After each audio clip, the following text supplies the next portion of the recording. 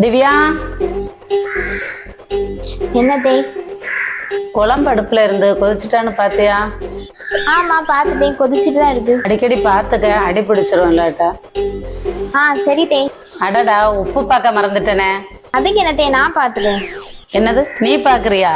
சும்மா உப்ப கண்ணால பார்த்துட்டு வந்துடாத, நாக்குல வச்சு டேஸ்ட் பார்க்கணும். அதெல்லாம் நான் நல்லா பாப்பேன், நீ கவலைப்படாதீங்க.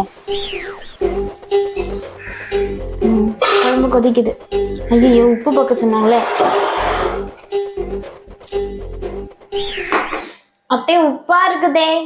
அதுல 2 ஸ்பூன் வத்தல் பொடியை போட்டு கொஞ்சம் தண்ணியா ஊத்து. என்னது, வத்தல் பொடியை போட்டு தண்ணி ஊத்தணுமா? சரி, அத்தை சொல்லாங்க, ஊத்தும்.